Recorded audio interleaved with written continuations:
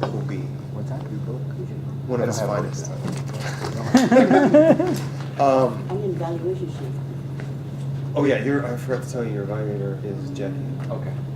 Evaluation Oh, well, then I'm sheet. sitting down. Sorry, that's yeah. Oh, did you have a workbook or anything? No, not today. Just I feel apologize. free to bring it. Okay. So anyways, please welcome Dr. Jim. Thank you very much.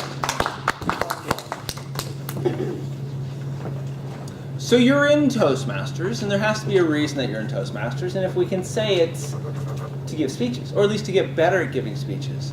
So spending time going to Toastmasters, doing the speeches and the books, if you do a good job of this, what will probably happen someday is that you'll be presented with an opportunity to give a speech. And if you're going to give a speech, then you want that speech to be the perfect speech. Which of course brings up a very interesting question. Just exactly how do you go about creating the perfect speech? Well, that's an interesting question at least, right? Let's hope for a brief moment, and this is not always the case, but let us hope that if you ever get asked to give a speech, you're going to be asked to give a speech on something that you know about. All right, so I got that taken care of, right? So we're going to hope that you have some confidence about what you'll be talking about. You know the subject, you understand the subject, and what somebody has done is they've asked you to give a speech where you can share what you know with other people. This is good stuff. Well, how will you know if you're giving a perfect speech? Excellent question. You'll know that you're giving a perfect speech if while you give the speech, it's very clear that your audience is hanging on your every word. They've heard what you've said, but they're eager to hear what you will say.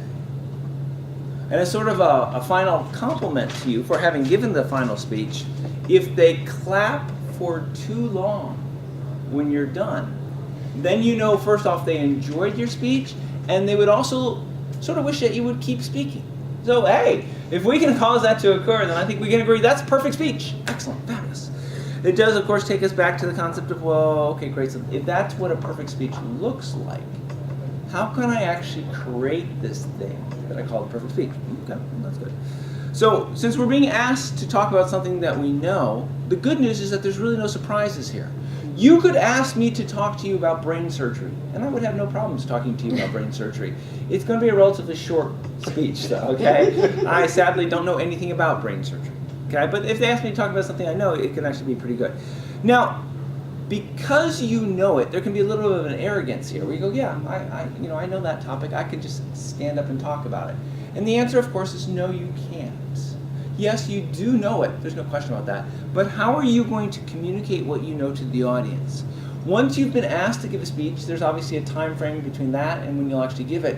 Ideas will come into your head about how you can position, how you can communicate what you know to your audience. And you will have ideas flowing through your head. Oh, I could do this, or I could do this, or I could do this. What you need to do as a speaker is make sure you have a book with you from the day you get asked to the day you give the speech.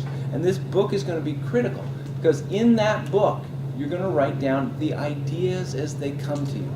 If you don't have the book, you'll have a great idea and you will forget the great idea about how you can present your stuff. The ideas that come to you are going to be ideas on perhaps a different angle for presenting whatever you have to present. Or maybe it's a whole bunch of stuff you're going to present and you've just had a thought about which part of that is an interesting point, something that's going to connect with your particular audience. Now, really the best way to give a speech, the best way to communicate something to any audience is, of course, to tell a story.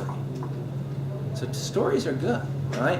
But the challenge with telling a story is that a story is actually sort of a complicated thing to tell. It's got a beginning, it's got a middle, it's got an end, it's got characters, things happen, you move along. So if you decide to include a story in your perfect speech, then what you need to do is you need to take this time that's available to you and think about how you're actually going to say it. This is where making sure that you have something to write down, the things that pop into your head, becomes even more vital. Because being able to keep track of all the thoughts that you have about how you're going to tell that story as a part of your speech is a critical step in making sure that you're going to be able to give the perfect speech.